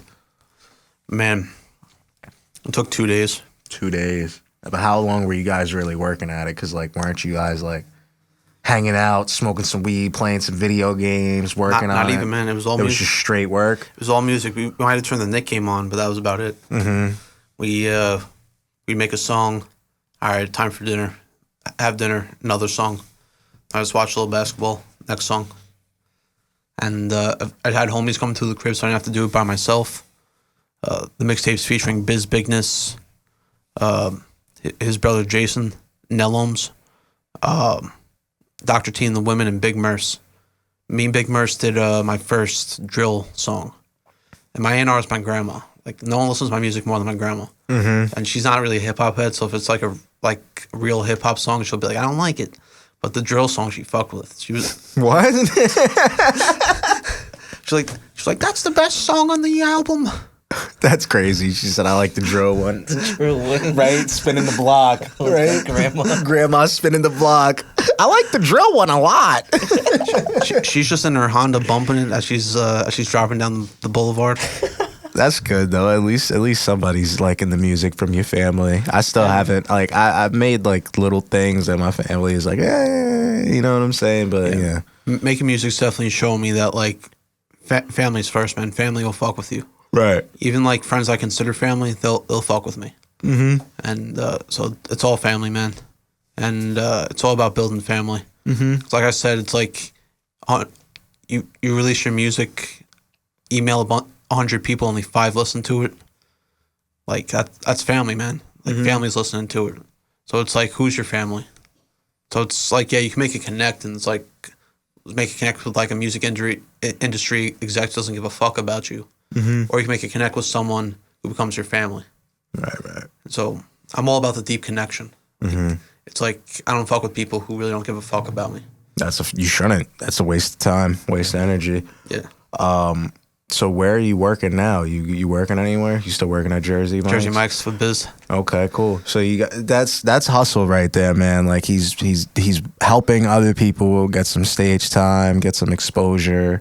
That doesn't come easy. He has to hit everybody up. He's going to work. You know what I'm saying? It's possible. You guys could do it too if you want to follow your dreams. Yeah. What keeps you going? Like, what makes you want to get into this every day? You know, like, what makes you want to help people? Because to help people, you have to have a lot of energy, bro. Because it's hard to maintain oneself. So, like, to go out of that and help more people than yourself while still working, like, I just love it, man. yeah, It's like breathing for me, man. Like, I just love it. I just do it. I believe in giving people opportunities. So if I do something like, yeah, I got the show, I could have just done it all myself and just invited a shitload of people. right, But it's like, I'd rather share with the homies. Like, I like to share.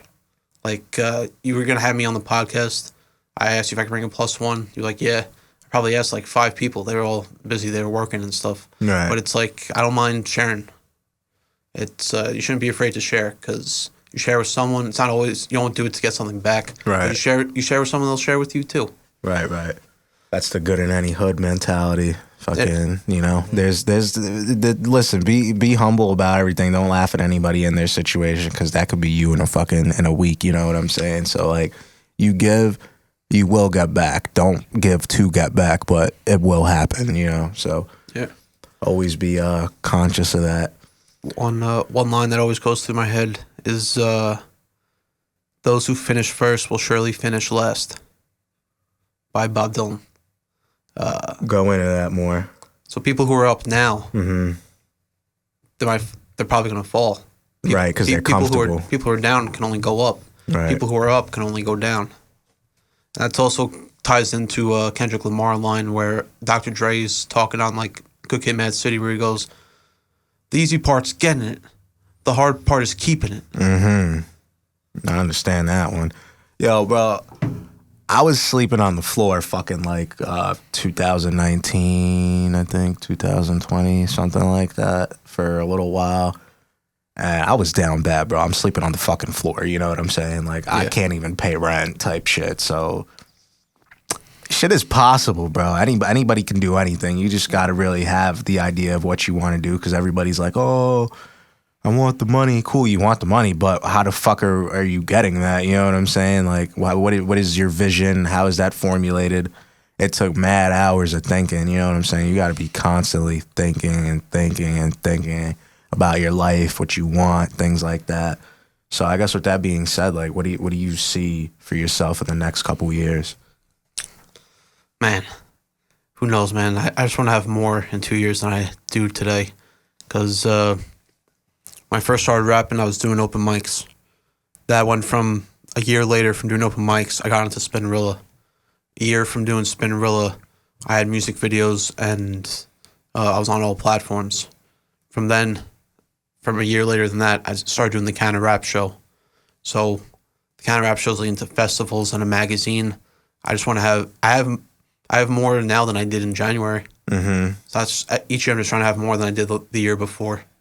So what I really want, I just want people to listen to my music. Like fuck, man, I'll do this shit for free. I don't care.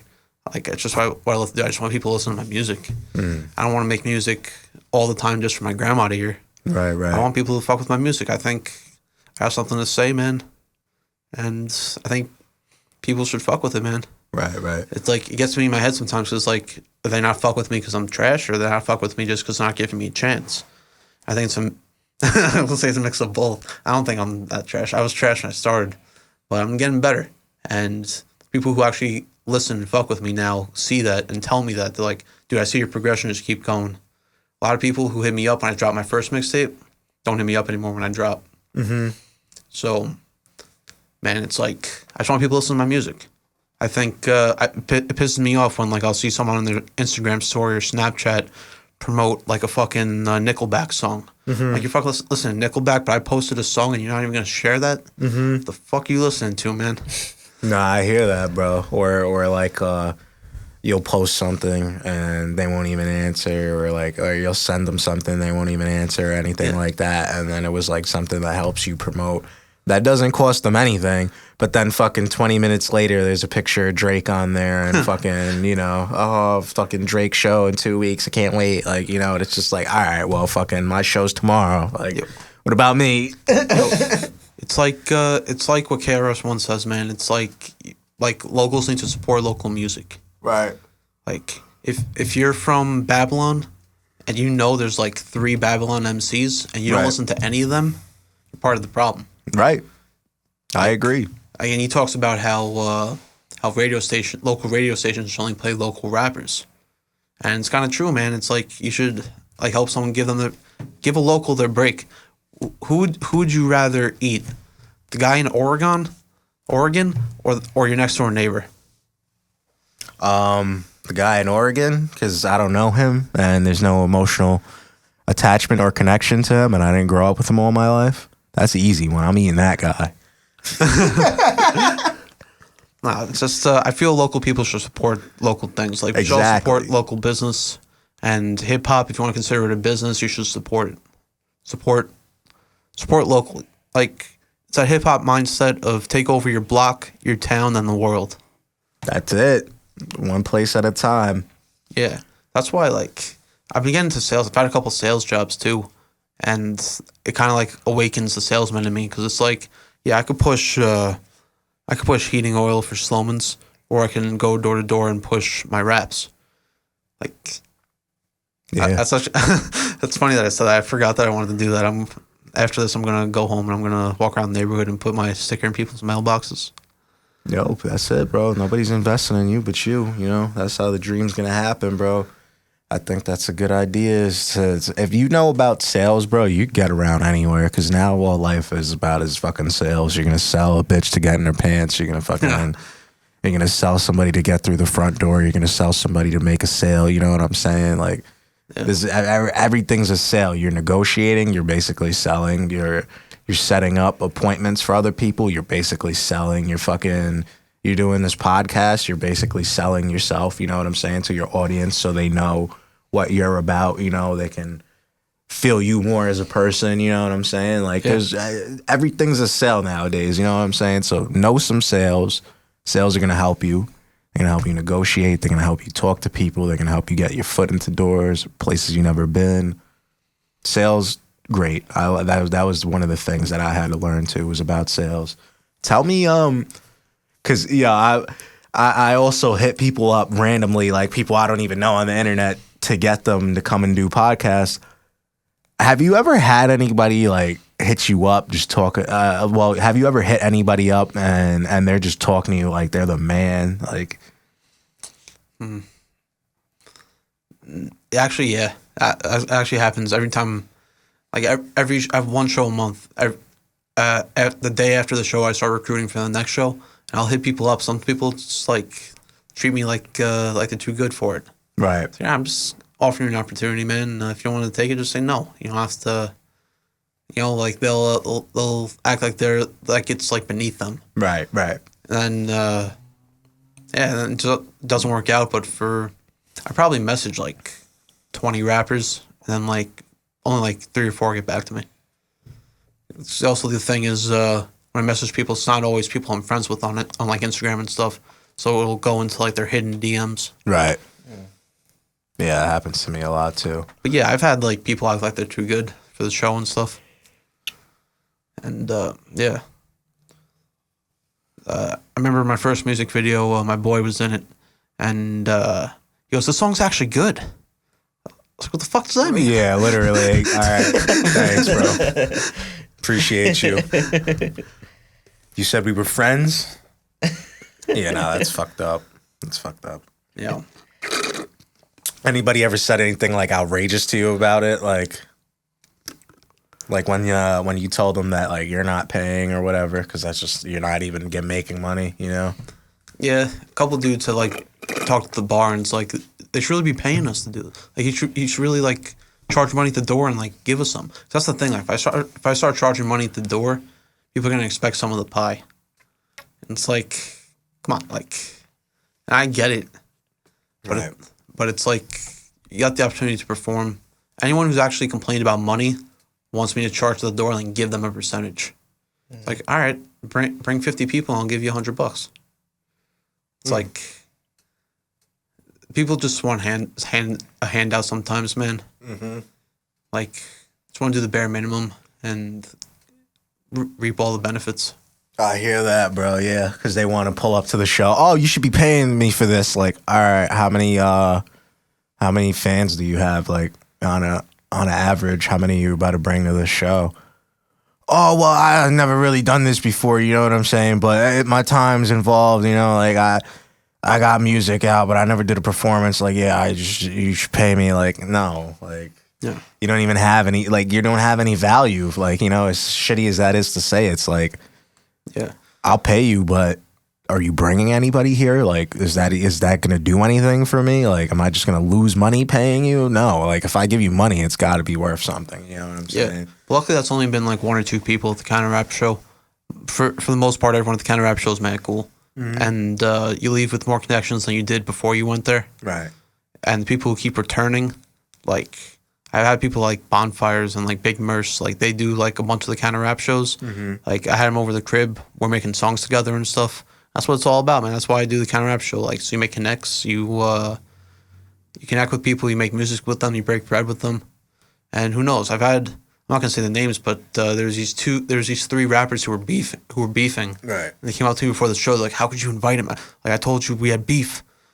Now they all made up. They squashed the beef. Now they're all best friends making music. That's good. That's what it's all about, man. That's what makes me feel fulfilled when I do these shows. Like, it's just once a month. We used to do 2 a month, but one of the bars closed. I'm working on getting a bigger venue. Still probably do it for free, but unless the venue charges me money, I'm not gonna charge people I'm gonna make it free admission. Right. I feel like that helps get people through the door. It does, because if it doesn't cost anything, it's like, all right, well, I technically ain't wasting nothing but a couple minutes of my time if I walk in. Yeah. And the end goal for the shows is to be like, we're doing our own festival. I want to compete with like Rolling Loud and like Coachella. So that when we get to that point, that's when, okay, it's going to be $50 again. It'll probably be more than that. You got some work cut out for you, kid. Yeah. It's a road. But like I said, with every year, I just want to get more than I had the last year. And the way the Counter Rap show has been progressing, you know, knock on wood. Sorry. I've been getting a little bit more. So this year was big, getting the festival and we've only been doing the Counter Rap show for like a year and a half. And in that time, now we got the festival, which is going to come back in the summertime. And then we have the Counter Rap magazine. I just hope to keep building. I got a couple other ideas in the works. I'm hoping for big things to come. And I just want to, every time I hear someone, like we were talking about before, go on like a podcast or anything and be like, yo, fuck Long Island. There's no scene out there. I want to be a big part of the solution. Like, I want people to listen to my music, but I also want there to be a scene on Long Island. Right. I have plans for if or when I make it, I know what I want to do. I'm going to make movies to put people who didn't get put on for rap or comedy to get put on. And I'm going to start a recreation center in my neighborhood. And yeah, man, there's another thing I want to do too. I forget what it was. You don't got to divulge all your ideas. Yeah. I'm very quick to share the knowledge because I do a lot of reading and like watching and stuff. So it's like, I'm happy to share what I know because at the end of the day, I know you can take my idea. You can't take my mind. Because if you say someone watches like, oh, I want to do a Counter Rap show at a bar. I want to do my own festival. I'll make my own magazine. It's like, all right, I already did that. I'm already moving on to the next thing. And it's like, you can take my ideas. You can't take my mind because I'm going to keep coming up with ideas. Right. So you're always going to be ahead of the game. Okay. Cool. Had any of the shows ever gotten crazy where like you had to like stop the show or anything because there was just like too much beef going on? Luckily, no. Luckily, we've had some cool people there. The only thing that happened that like put a bump in the road was someone threw up in the sink. Someone threw up in the sink in the bathroom. That's not the worst. Yeah. So we've been very blessed in that aspect. Well, any instruments? You guys playing any instruments? Anything live or? I don't play instruments, but I go to my favorite studio to go to was the one by my crib, Good Guy Studios, and he actually works at Jersey Mike's too. Good guy Gino. He actually trained me. He trained me at Jersey Mike's. He got Biz the job at my Jersey Mike's, so that's how we connected. So without Gino, there wouldn't be a Third Eye City. But yeah, so Gino plays all these instruments. he'll freestyle all of his songs, release them, and not tell anybody, and he'll still get more plays than me. I'm like, didn't do any promotion. How's he getting more views than me? But that's the magic of good guy Gino, and he plays instruments. Biz Bigness uses 80 Proof. That's his like main producer, and he'll use instruments. He's like nonstop on the beat making music, lyrics too. But yeah, me personally, Third Eye City, we don't really play any instruments. So our voice is our instrument. Okay. Do you guys have any merch or anything like that? Working on it. Not right now. Okay. All right. Well, any time in the future you think you're gonna release that? Is there any like date for that or no? The merch, nothing on the merch right now. It's gonna be very low key. Like it'd be like print out some T-shirts or like some matchbooks or something and just hand them out to people. Nothing big. One of my goals for the future is to have a clothing line. So I want to do something. I want to collab with someone and do. Because when I was young, when I was like in middle school, I used to rock Mark Echo. Mark Echo. Mark Echo. That's all I would wear. Or just wear Mark Echo. Echo, right? The fucking rhinoceros print. Yeah. Yo, people hate on me for that shit, bro. But I had this one shirt, bro. Fire. This it's like an MMA shirt, the Echo shirt. Yeah. People would be like, "You still wearing Echo?" I'll be like, "Fuck yeah, I'm still wearing Echo." It's good, man. Like they're I thought it was fly, man. Like because as like a 12-year-old addicted to hip hop, I was like, this is fucking this is my clothes, man. Right. They got the baggy shit I like with the cool designs. I used to buy shirts that was just like had the rhino on it, man. And I had these cool ass sweatshirts I wish I still had because it'd probably be worth some money if I kept them. But facts, me too. I had some originals from the Bronx. I want to do something like that in the flavor of Mark Echo and Sean John and Rockaware, Woo Wear, like a hip hop clothing brand. Okay. And I think if I mix the styles of like Yeezy and Mark Echo, I just came out with like a new generation of streetwear, I think it changed the game. It's a possibility. I do it on the affordable side too, because the one thing that a lot of people will, they would make their clothes expensive on purpose because they only want a certain amount of people to wear it. Just the people who were like, "No, I really want this shirt, so I'll pay the extra $40 for it." I'd make it cheap. I would see how much it would cost. For sure, it costs $10. I would sell it for like $12. You're about the volume. Yeah, man. I'm about the long-term riches, man. I'm not interested in getting that short-term money. Like I think ahead, man. Okay. All right. Well, that speaks volumes for your personality. There's two types of people. Take $1 million now or $5 million later. You know what I'm saying? Exactly. Yep. Okay, cool. Tell us about some of those books you were reading. Actually, hold on. Before the books, explain to them how they can get on your magazine and how that works. If you want to be on my magazine, DM me. Okay. M_Sol, SOL 101. So it's M_SOL 101 on Instagram. Just DM me. If you don't want to write an article, I'll just feature you in an article that I write. We do stuff like Inside the Song. We do a gym playlist. We do Song of the Month. We do Yo-Yo Bio. So if you just want to be featured on the magazine, you don't even have to write for it. Just DM me. Again, M_SOL 101. We'll make it happen. Same thing with the show. Just DM me, and I'll have you on. Now, does it cost anything to get on the magazine? Nothing at all. But when we're trying to print it out, we're going about that right now. That's the next step for the Counter Rap magazine. That's going to cost a little bit of money. Right. But still, it's like I get my money from Jersey Mike's, so I put all that money into the music and anything to do with the music. So magazine, music videos, studio time, that's where all my Jersey Mike's money is going.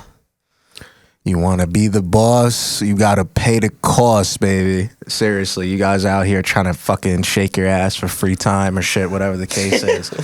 Yo, you got to pay for your stuff, bro. If you want to, the amount you pay is going to determine like how shit happens. So if you want to pay like $60 for your recording session, find an engineer who thinks they're worth $60 for that session, because the one who knows what they're worth is gonna be very sad doing your work for $60. You know what I'm saying? That's like telling you to go outside and fucking chop trees all day, but I'm only giving you $5 an hour.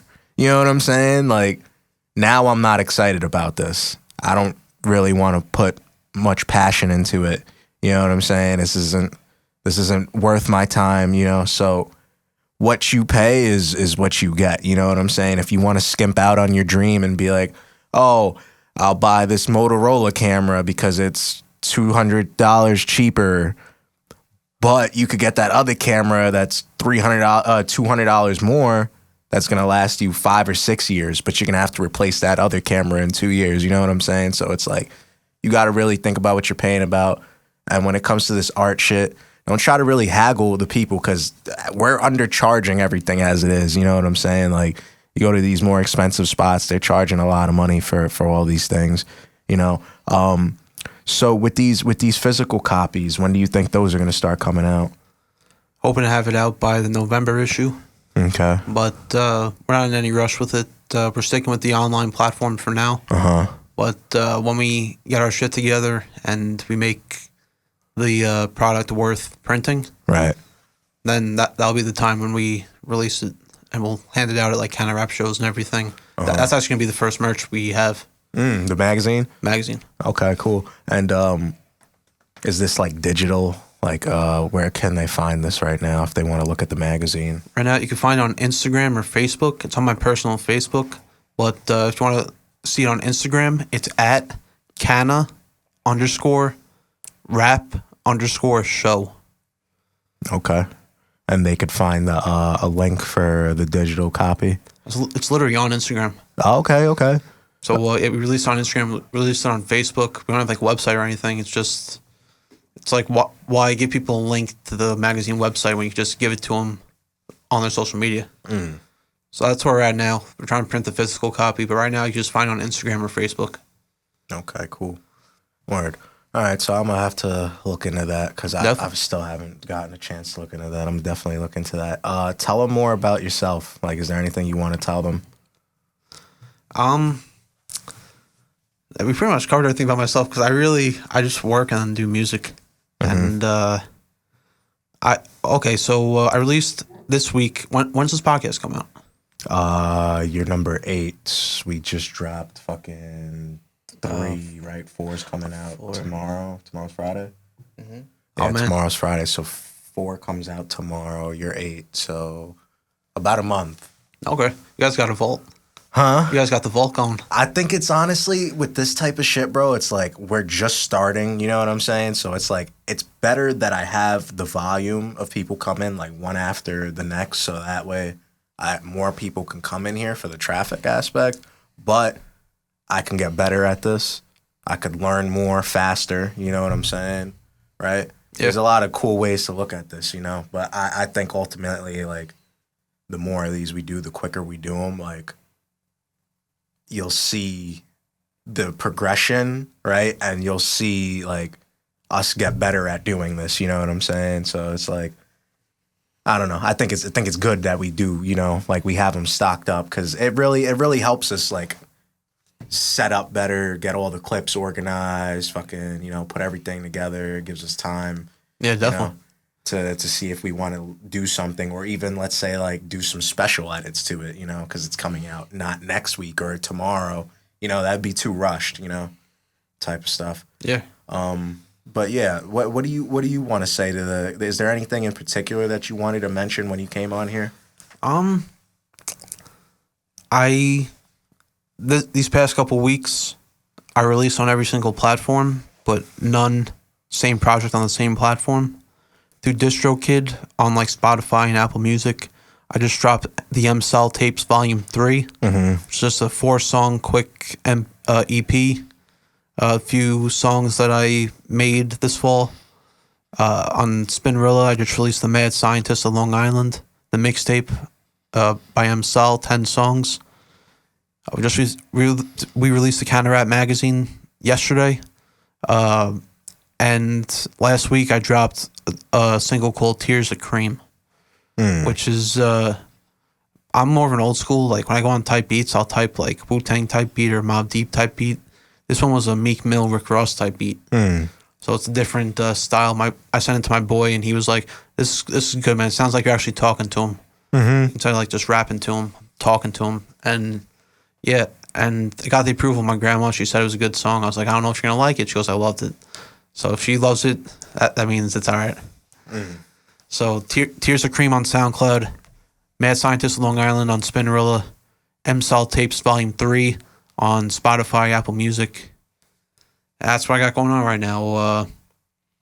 I'm going to, for the rest of 2022, I'm going to work on myself. I'm going to start taking long walks and dieting. I'm going to hope to come back a different beast in 2023. I already have most of my next mixtape done. It's probably going to be called Mad Scientist Long Island Part 2, unless I figure out a different name for it. But that's what's coming in 2023. I'm still doing these kind of rap shows once a month. Next one's November 18th at a bar called Nostalgia in Bethpage. What am I doing? We were talking about books before. That's funny. We're on the same wavelength. I was thinking about that. I was like, should I bring that back up? So there's only so many books. I can't get through a biography. If I read a biography, it's going to take me like a month to read it. If I get an autobiography, the slightest difference, I can read it in like 3 days. Yeah. Why is that? It's just I don't like hearing somebody tell someone else's story. I like to hear them telling their own story. So I feel their vibe and I read it fast. It's a lot of good information that I want. Right now I'm rereading Jay-Z's autobiography, Decoded. It's probably like my over 10th time reading it. And it's a good read. What is that about? It's about his life, growing up, hustling, some stuff that's happened in his career. But he also calls it Decoded because after every chapter he has like 4 songs with the lyrics written out, and he decodes each verse. So it's like one page is his verse, the next page is like the description. And it's any hip hop fan, it's a good read. I got into a phase I was trying to do like an M.Sol TV kind of thing, where I was coming out with like videos of hip hop news. I was doing my own news broadcast, and I was doing book reviews. So I reviewed almost every single book I read. But the Jay-Z Decoded, next to Eminem's book, that was the highest views that I've gotten on a book review. Jay-Z's book. Okay, so you put those where, on like YouTube or whatever? YouTube. So you would do reviews on those? Yeah. And your YouTube channel is M.Sol also? M.Sol. M.Sol? M.SOL. Okay. All right. So everything's branded the same way, like TikTok and everything. All you got the same names. Yep. Branding 101. Don't do it unless you can get them all. Just you gotta be careful because there's the M.Sol account, which is my account with all my personal videos, and then the M.Sol account that DistroKid came up with for me with all my music on it. So there's 2 different ones. So that one's not you, the one that DistroKid came out with? Yeah, it's not me, but it's all my music. So if you want to like see my whole catalog, it's gonna be on there. The other one is all my music videos and like hip hop news and book reviews. So there's 2 different M.Sol accounts. You need to get your royalties in check, bro. Those guys sound like they're making money on you. Even if it's only like $1, bro. That's your dollar. Yeah, I definitely gotta look into it. They made a fucking Instagram account for you. Did they? Did they? What account did you say they made for you? When I really YouTube. Oh, they made a YouTube account for you? Yeah. Even that, I feel like, is like, who said they could make accounts for you? It's because they have like if you pay extra, they have like perks where like you make your own YouTube account and like you can put your record label's name on it and like all this different like perks. I don't do it. I just do the basic. Just gotta get my music out there. But yeah, I gotta look into getting royalties and stuff because as the music grows, it's gonna become more and more important. Yeah. So I gotta get that taken care of. My boy Lo was just telling me about that. He was telling all of us, and there I said he was like, "Yeah, we gotta get our royalties in check. We gotta copyright all that." And yeah, that's more the business side that I'm not that familiar with yet. But it's I think stuff that's important. in DistroKid though they have like a bank that you can just check how much money that you got, and then they can just pay you out. But I think it's just like a threshold that they have before they pay you out.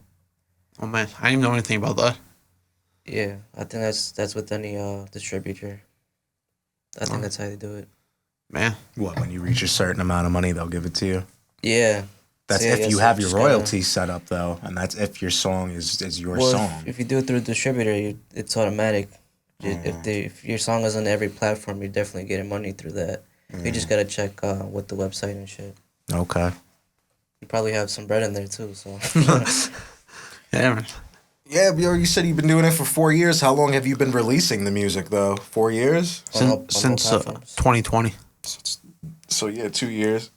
About. you might have some change in there. You might have. Bro, you might look at it I gotta and there check, might man. be $20 in there or something. You know what I'm saying? That's better than nothing. Yeah, definitely.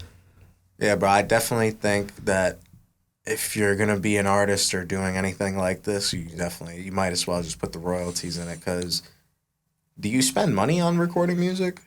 Yeah. When I go to the Good Guys Studios, I spend money there. I often use Lander to master my songs. Right. So it's a little chunk of change there. When I drop a project. So you could save money, you know what I'm saying? Even if it's only a couple bucks, you know what I'm saying? You could save money, because that money you make from making the music can go right to another session to make more music, you know? Yeah, true. Let's say if you made fucking $200, you might be able to get, you know, a nice little 4-hour session or something like that, you know? Bang out some things, you know? So do you go in and you freestyle, or do you just like, you have everything written down and then you hop in there and you know what everything's going to be like? I freestyled a few songs, but I mainly write. I think my best work is when I write it. Right. I feel like that too. Yeah, me too. I feel like you'd like my music as an old school type of person. I have like an old school, new school type of sound. Yeah, you gotta send me the link. Together. I don't have any music posted yet. There's only one song. No, there's two now. Fucking, he posted one of them in his Danye. The EP. Yeah, shout out to my man Don Diego right here. He just dropped that EP, Danye, and you can find that on SoundCloud, right? Yeah. Yeah, you can find that on SoundCloud. He dropped Danye. What is that? 6 songs? 5 songs? I can't remember. Probably like It's 4. somewhere around there. EP's 5 or 6 or 4 or something like that. Yeah, so one of those is on there. Which one did you put on there? What was that one called? Our song? Don versus Nasty. Oh, it was that one? You kept the name that? Yeah. Yeah, so there's that one. There's Don vs. Nasty. Fucking my artist name's Nasty Boy. And then the other track is out on Apple Music. It's called Bankroll, featuring I'm featuring on Yeah, I it. was just listening to that. Yeah. It just came up on my playlist. Luke Malaise. We had him on episode 3 or 4 or something like that. I can't remember at this point. Either way, that's my fucking guy right there. I was on that song. That's one of his most Bro, I played didn't even songs. sound like you. I was like, wait, who's this? It didn't Sounds sound like me, familiar. right? No. You know what's crazy? You, the guy who fucking I recorded that right in your room when Was you were it? living at your I don't your even parents' remember. apartment. Yeah, you had that fucking setup, That's bro. crazy. Don is a no excuse type of nigga. He'll give some excuse here and there, but when it comes to getting the work done, bro, the first time I got to record with Don, he had this fucking PVC like hut thing like built into like a nice into a little booth. It That shit was was from eBay. yo. It was you bought that from eBay? I bought it, Oh, I yeah. thought you made that. That's why I really thought you were the guy, I because I built thought you it, put but, that shit together you like know, for real. Yeah, everything came and then just Came built it. pre-made, yeah. But anyways, it was maybe like what do you think? Like a little 3x3 fucking square that was you pretty stood small, in. yeah. Yeah. So basically, it was like those sound curtains with the It's pretty much an ISO booth. It was like Yeah, it was everything pretty much all ISO booth. acoustic. Yeah, acoustic foams. foam. That's what it was. Yeah, with the blankets and fucking. I hopped in there. He had that Newman TLM 102, right? 102, yeah. Yeah, he had the 102 in there. At that time, I didn't even know what that was, but I was just like, okay, I'm sounding crisp. You know, I had the headphones on. He knows what he's fucking doing. He's been doing it forever. So I was like, all right, I'm fucking with this guy. You know what I'm saying? So there was that, and then there was that song. We recorded Bankroll with you, and then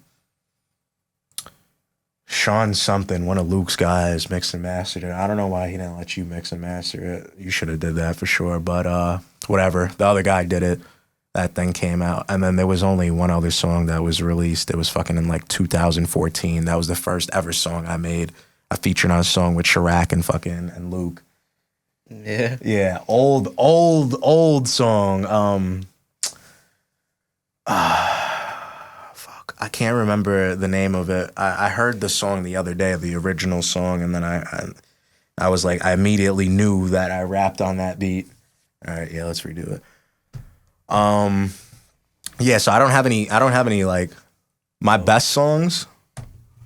My best songs, they're not released. Like, I have them on my phone, so I'll show you that stuff. But yeah, you know, I don't know. I feel like I'm very like Kanye-ish with my music, because like if I'm sitting there doing it myself, like I'll work on one song for like 10 hours. Like I'll have all the words down, like everything's said, but I'll just fucking re-say the thing over and over and over and over and over, you know? So I kind of like to work by myself, honestly. So that way I don't feel bad for having the engineer sit there and I'm just saying the same thing 100 times until I feel like it sounds right, you know? I don't know. Danye. That's what it takes, man. Danye, there's one on there, you know. That's what it's about. It's about practice, right? You sit there and you just you do the same thing over and over and over and over, right? Until you get it right. Right? Until it comes out good. You ever just drop a crazy freestyle, like you were just feeling it and you just killed it one time? Nah, unfortunately not. Damn. Yeah, well, keep working at it, bro, because the only thing that could happen is you get better, you know? Yeah, true. Give them some inspiration before we end this one off. Me? Yeah. All right. Do what you love. Socrates died poor and betrayed. He could have charged money for giving his philosophical views out, but he didn't. Him and his family were dirt poor. The wrong people started... Well, not the wrong people. The wrong people saw him influencing kids and didn't like it. They sentenced him to death because they felt he was like corrupting the youth. So he died poor and betrayed.